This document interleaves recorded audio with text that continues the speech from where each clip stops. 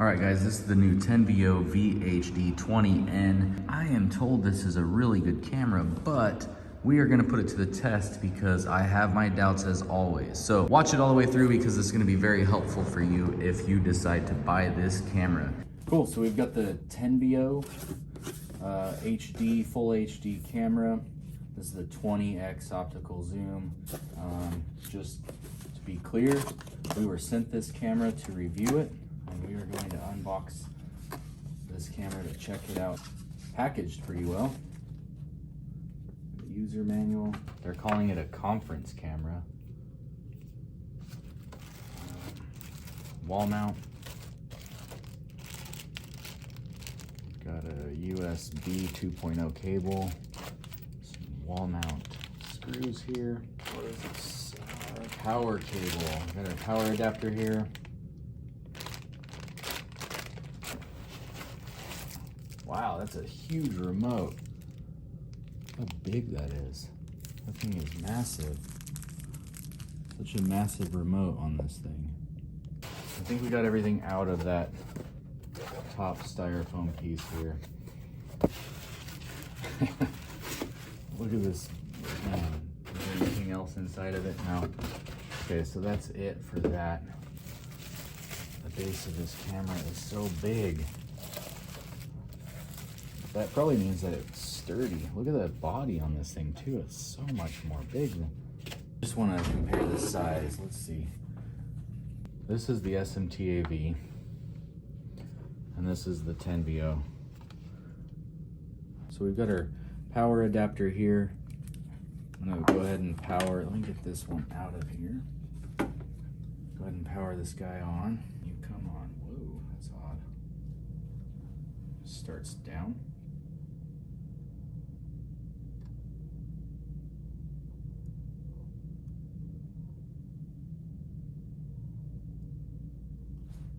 Now that is a very quiet camera.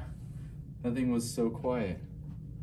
So it's on standby right now. Let's see if it comes with batteries in the remote.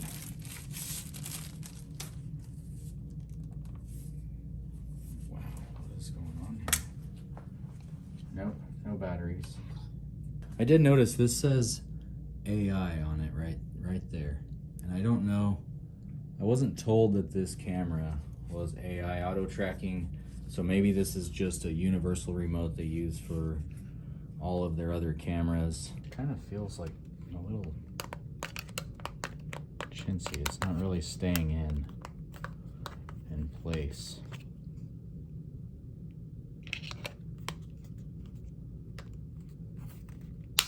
Oh, you gotta snap it in there kind of hard. Okay, it just kind of snaps in place. It feels nice though. Yeah, if you're looking for a quiet camera, this camera is so quiet. I literally can't hear it at all.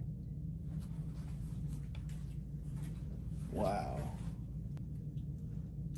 So it looks like with the remote, you can definitely control the pan, tilt, and zoom. It's pretty responsive. It is a little slow to stop, but it looks like it starts moving almost as soon as you start pushing the buttons.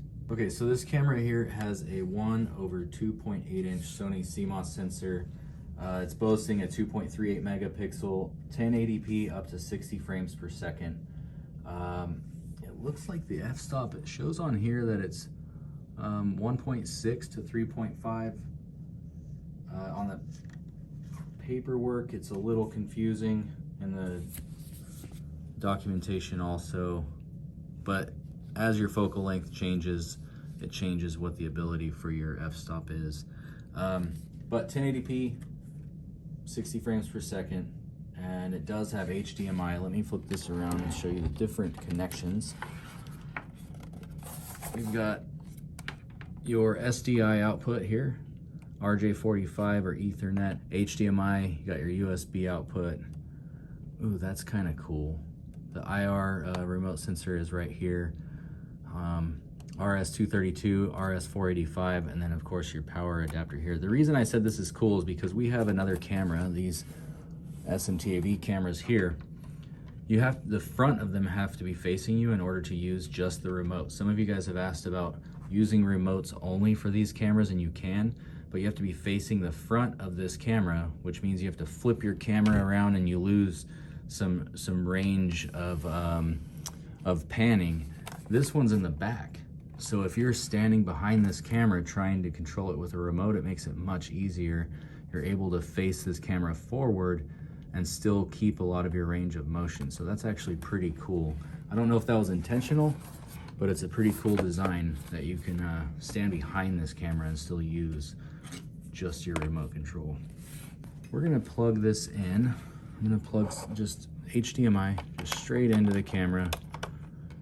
I'm gonna get this going into OBS and get a shot of our friend Chris here and see what the quality of this camera looks like.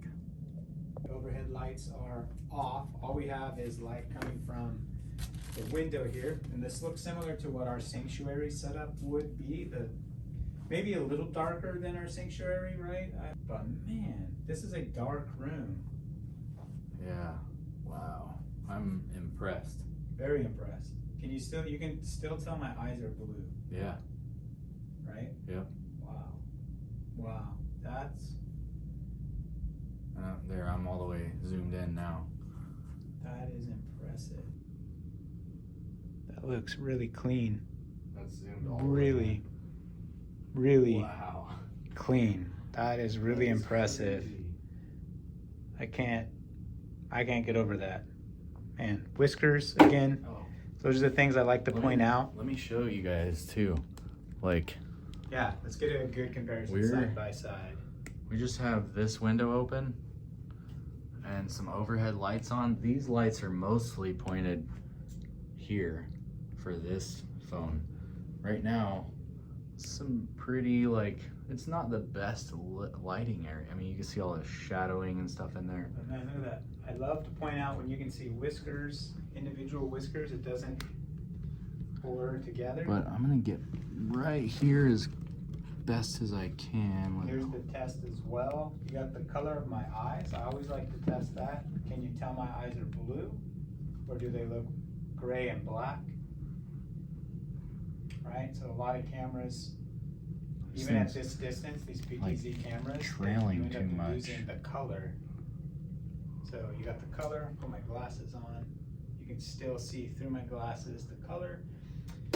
I'm impressed for this unboxing initially. Because this is almost the same sensor size in a cell phone as compared to what this has. Right. I'm zoomed in only 3x digital zoom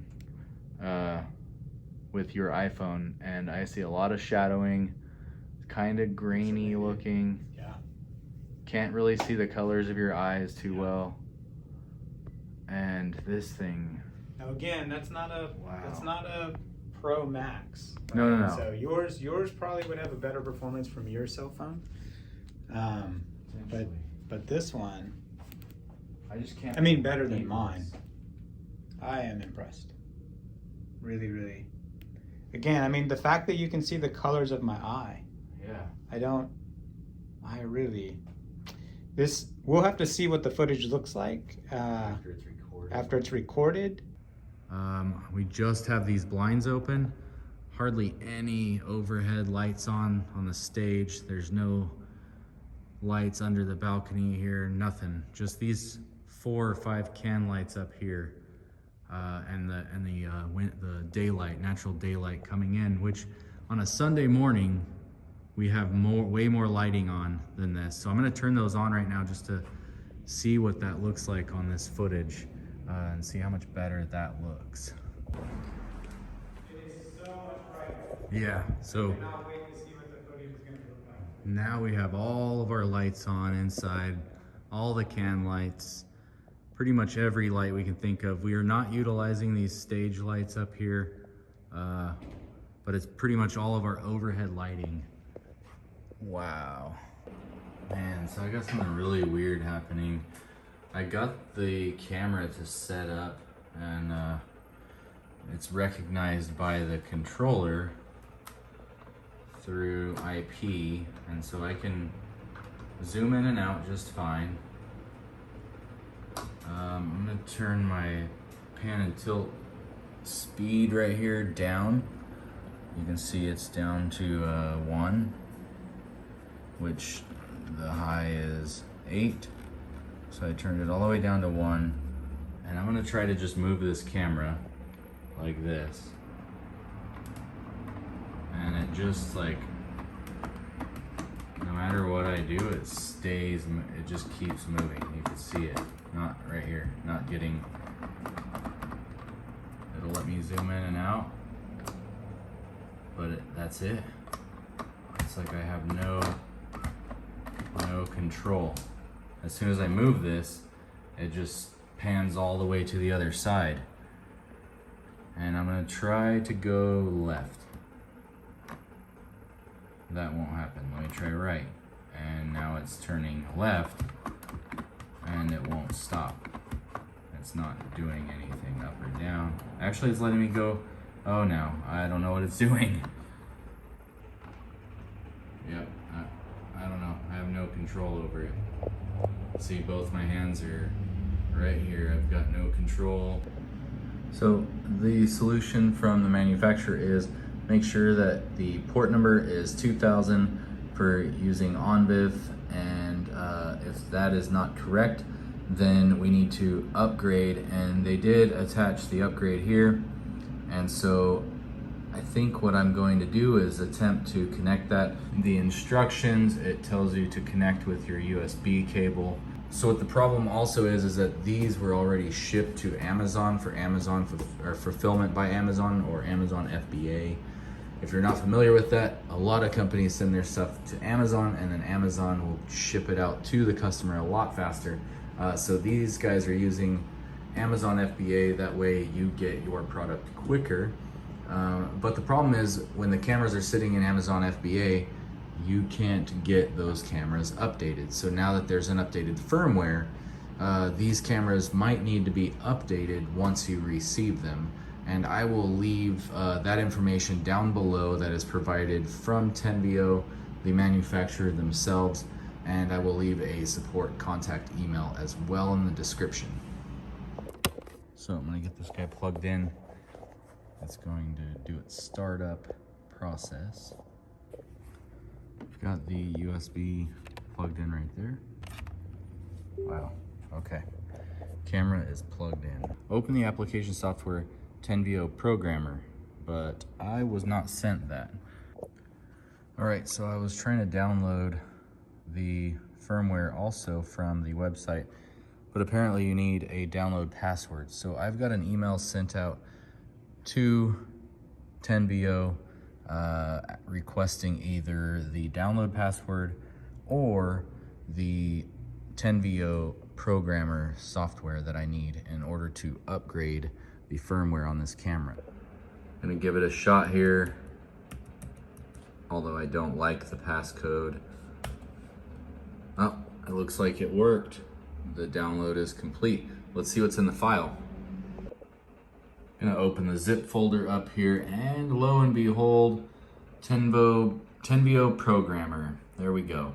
All right, so I'm gonna open this up, and it's gonna ask, oh, extract all. Whoops. Yep, let me do that. Sure, we'll do it on the downloads folder.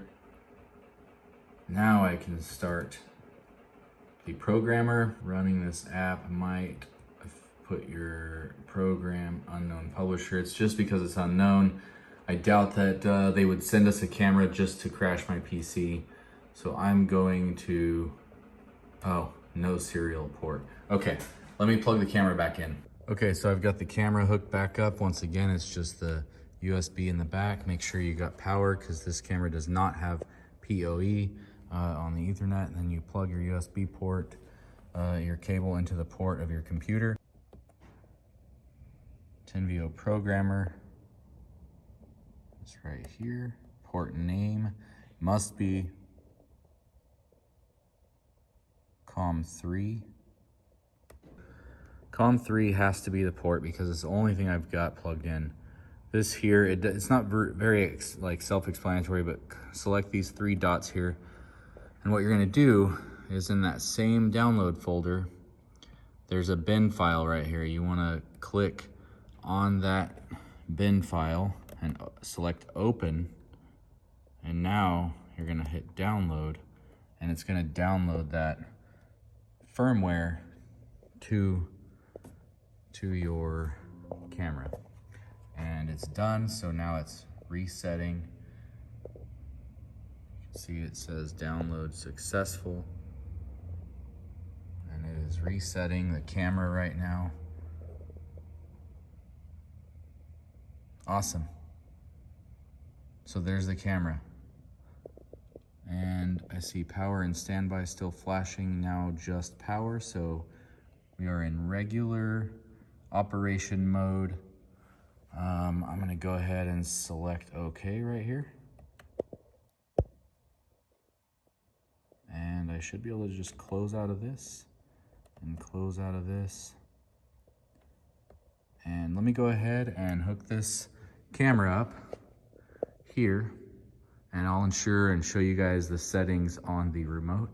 We want to make sure that we're at the port is 2000 for ONVIF, and then we are going to see if I can actually control this camera from the controller in the back like I can any other PTZ camera that we have. Okay, so for testing purposes, I'm leaving it down here instead of, you know, moving it around a lot. But because this is not PoE, I do have to make sure I'm connected to a power source. So that's a little unfortunate, but for the price of this camera, I'm not too disappointed with that. Unless I was trying to run it, you know, long distances, something like that. But this is gonna be okay because it's right next to a power source. I'm not too worried about it. So I've got my HDMI, I've got my Ethernet cable for communication to the controller, and then a power source, and I'm gonna get that connected on the other end and I'll let you know. Okay, so here's the true test.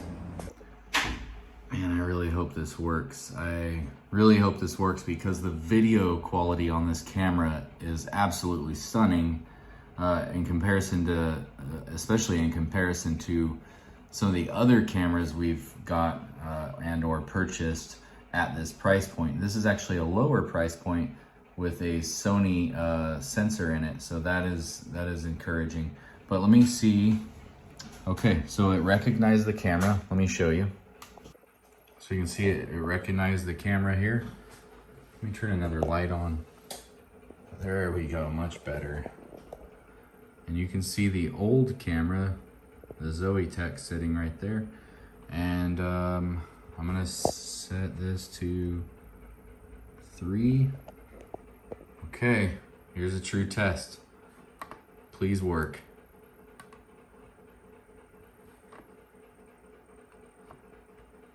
For some reason, it's reading opposite.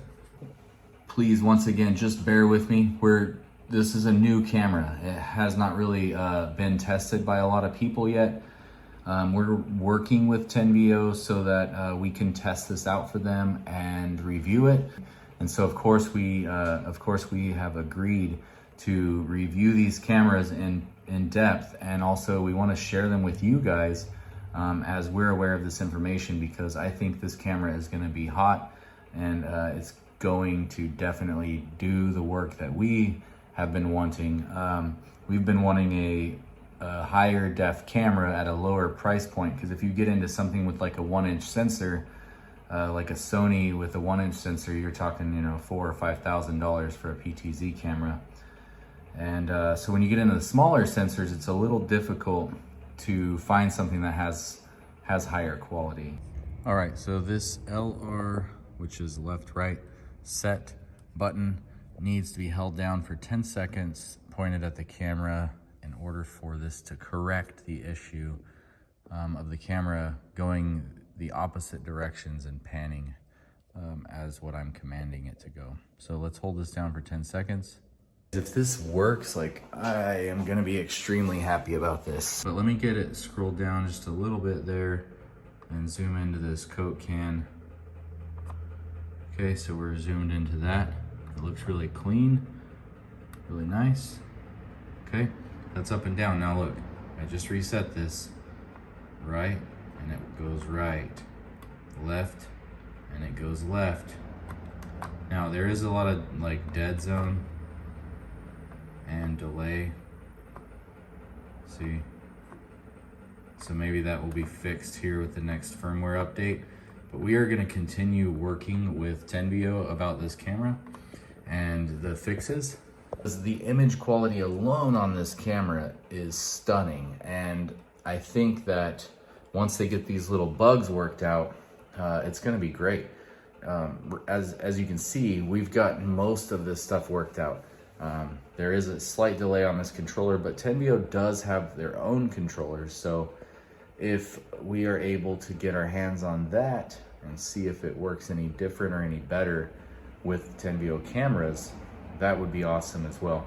You guys, and they have a whole another camera and product lineup and plan in store for us.